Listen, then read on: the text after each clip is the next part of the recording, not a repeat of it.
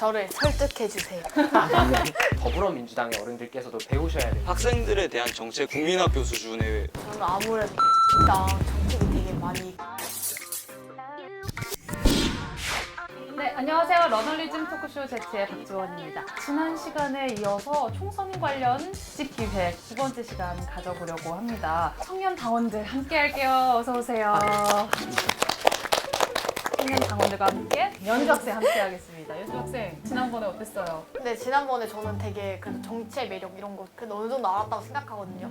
근데 아직까지는 정치의 진입 장벽은 높다고 생각합니다. 아직도 어렵게 생각이 되죠. 그런데 끝난 게 아니죠. 연주 학생이 아까 말해줬듯이 많은 청소년 또 청년들이 각 당의 정책을 들어보면 아직 많이 어렵고 이해 안 되고 그런 부분이 많을 것 같아요. 그래서 오늘은 정당별 청년, 청소년 공약에 대해서 이야기를 나눠보겠습니다. 다들 어떻게 오늘 자신 있나요? 정당 보도자료. 어필 준비를 많이 하셨네요. 규범 학생이랑 상혁 학생은요? 너무 여유로워 보이는 거 아닌가요? 머릿속에 다 들어가 있어요. 머릿속에 다 있다. 뽑을 필요가 없다. 규범 학생도요? 그렇죠. 오늘 또 기대가 됩니다. 오늘 청년 당원들이 연주 학생들 잘 설명을 해줘서 정치가 청소년들에게 그렇게 멀리 떨어져 있지 않다는 거 보여주셨으면 좋겠습니다.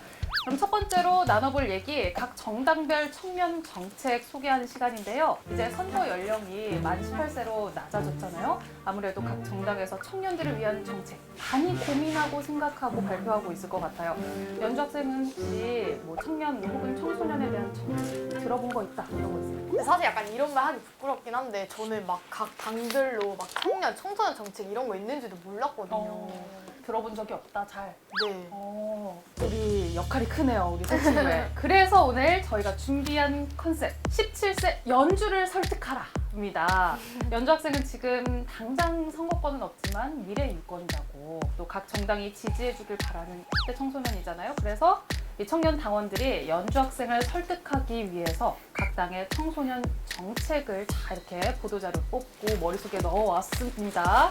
총 3가지 주제, 교육, 여성, 그리고 20대가 될 연주를 위한 정책을 차례대로 말해줄 텐데요.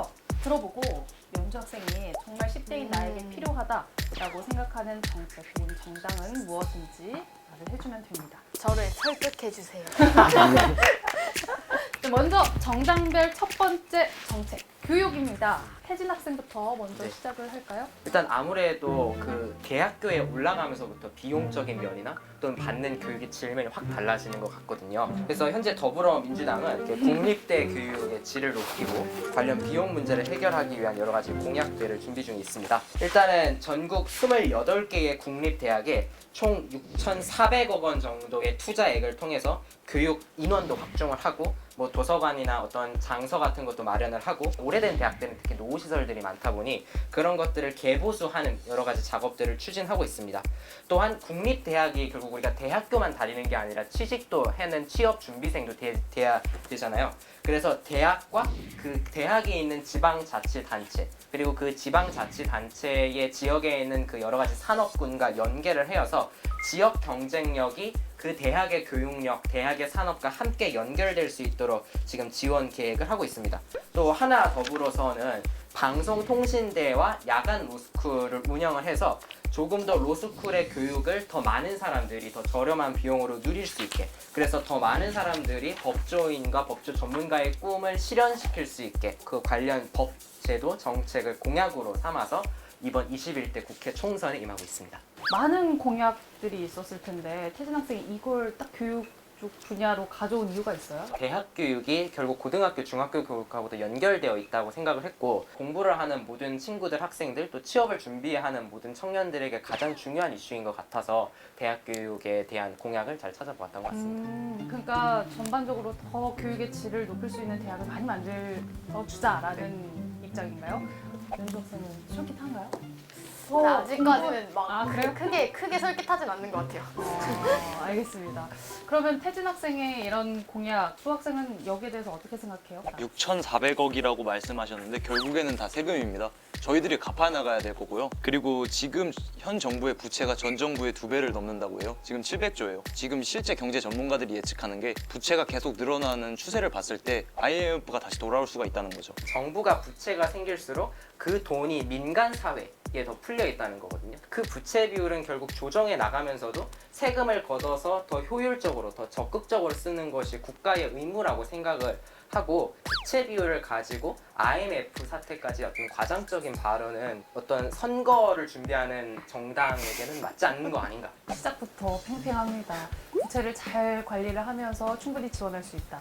아니다. 아직 더 급한 게 더 많다. 네, 그렇죠. 좀 시기상조가 아닌가. 네, 그런 입장이고 상혁 학생은 국공립대학 강화를 일단 이야기한 부분은 저는 굉장히 긍정적으로 보고요. 민주당의 입시 정책은 어떤 게 있는가가 조금 궁금한 점입니다. 사실 민주당은 문재인 대통령을 배출해서 정부를 운영하고 있고 때문에 교육부도 운영하고 있는 정부의 여당이잖아요. 그래서 실제로 교육부에서는 입시에 관련해서 대입제도 공정성 강화 방안을 이미 작년 11월에 이미 발표를 하셨는데요.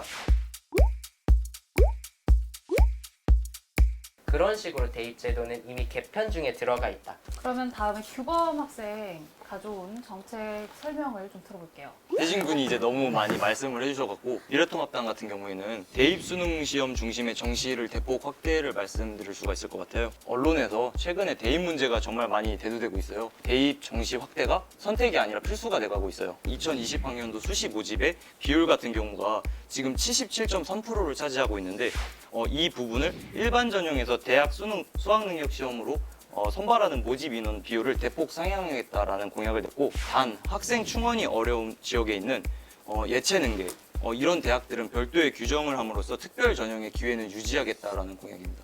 근데 정시가 너무 비율이 높아지면 학생들을 평가할 수 있는 방향이 너무 한정되는 거 아닌가요? 네, 그렇죠. 그래서 아무래도 정시와 이런 수시에 적정한 비율을 맞춰야 될 것 같고, 수시 내에서도 좀 변화가 필요하다. 네네. 그럼 태진 학생 뭐 이렇게 꼬물꼬물 하는데 또 하고 싶은 말이 있나 봐요. 이미 대입 비율에 대해서는 이미 작년부터 교육부에서 시행을 한 단계에 있습니다. 이미 행정 단계에 들어와 있다는 것입니다.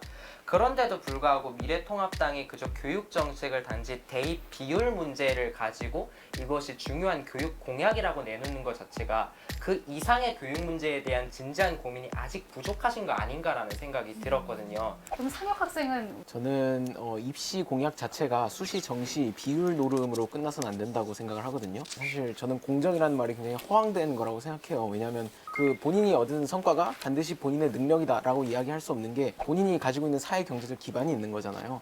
그렇기 때문에 이런 입시 제도를 이야기하면서 공정을 이야기하는 건 결국 그런 사회 경제적인 계급을 지우려고 하는 것이 아닌가. 그다음에 상혁 학생이 준비한 우리 정의당의 교육 정책 어떤 게 있습니까? 정의당이 내놓은 정책은 좀 더 근본적이고 또 앞서 말씀하신 두 분과 좀 결이 다른데요.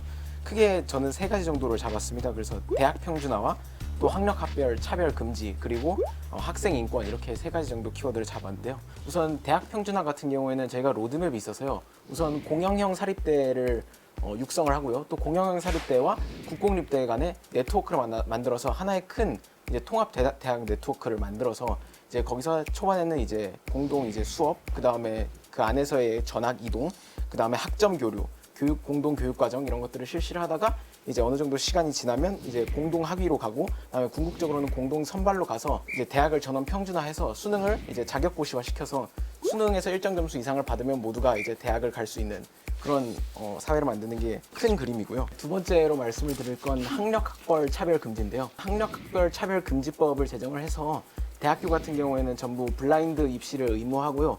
또 일정 규모 이상의 기업에 대해서도 이제 블라인드 채용을 의무화하는 걸 넣어서 학력 계급, 학벌 계급을 청산하겠다 이런 내용을 밝혔고요.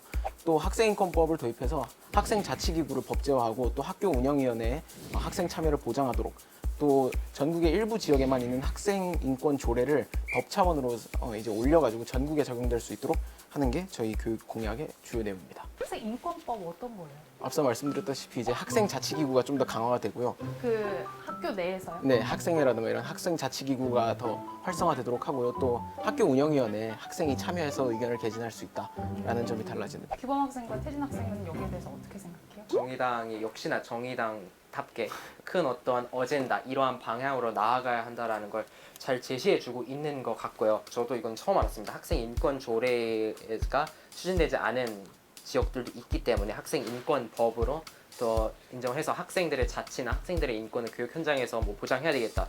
좋은 아이디어인 것 같습니다.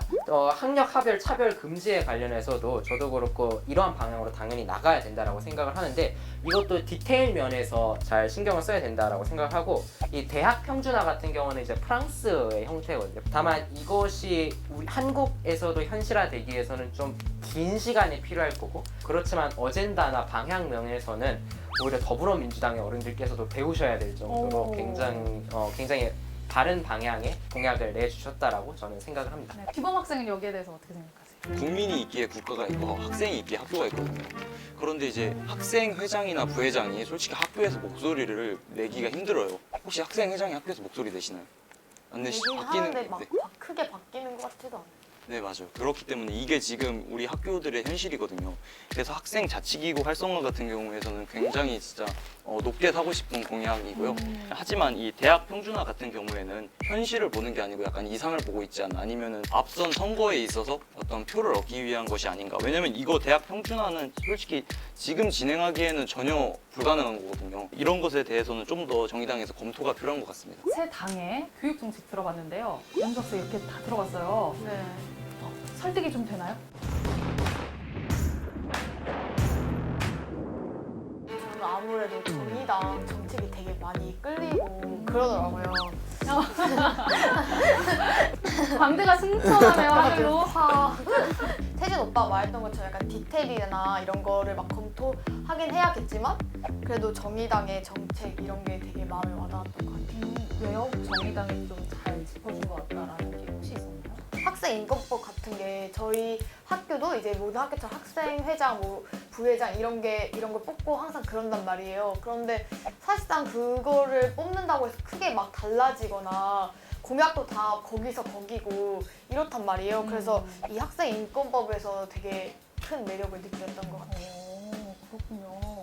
그럼 교육이라고 생각을 해서 뭐 공부하는 거에만 집중되지 않을까 싶었거든요, 관심이. 근데 이제 학생들의 자치 활동에 관해서도 굉장히 생각이 많이 있는 것 같아요. 그런 부분을 정의당에서 잘 공약을 해준 것 같아요. 오, 두 분 박수를 쳐주시네요. 아, 제발 민주당 어른들께서 정의당의 정책 공약을 제발 좀 공부 좀 해보셨으면 왜 근데 민주당에서 뭐가 그렇게 아쉬운데? 그 정의당처럼 조금 더 세대해지셨으면 좋지 않을까라는 아쉬움이 항상 저는 있거든요. 고등학교, 중학교 친구들이 투표를 하는 건 아니지만 중학교 안에 있는 문제도 사회 문제이고 작게는 초등학교 안에 있는 문제도 사회 문제인데 그런 점에서 더 많은 관심을 쏟고 계시다라는 거는 항상 느껴왔었고 이번 교육정책 면에서도 그런 점이 부럽다라는 느낌을 확실히 받아서 태진 학생이 이렇게 자기 당에 대한 아쉬운 부분을 얘기를 해줬으니까 다른 두 분의 생각도 좀 들어보고 싶어요. 혹시 우리 당의 이런 교육 정책 조금 아쉽다 하는 게 있을까요? 미래통합당 같은 경우에는 학생들에 대한 정책은 어떻게 된 게 국민학교 수준의 그것보다도 못한 정책을 내는지 학생들을 위한 정책이 다소 부족한 부분이 없지 않아 있기 때문에 조금 더 각성을 해주셨으면 좋겠습니다. 청년들의 생각이 이렇습니다. 상혁 학생. 저희는 아쉬운 부분은 별로 없고요. 네. 아니 정의당은 이번에 청소년 공약을 만들면서 전부 다 청소년 당사자들이 만들었어요. 당 내에 있는 오. 당내 부문기구가 있기 때문에 거기서 직접 만들었기 때문에 아쉬운 부분은 별로 없습니다. 성범죄 영상을 찍고 유포하는 행위를 원천적으로 차단하는 것이 그리고 최근에 정부에서는 데이트 3진 아웃제를 근데 3번이나 이게 피해를 받는 게 말이 됩니까?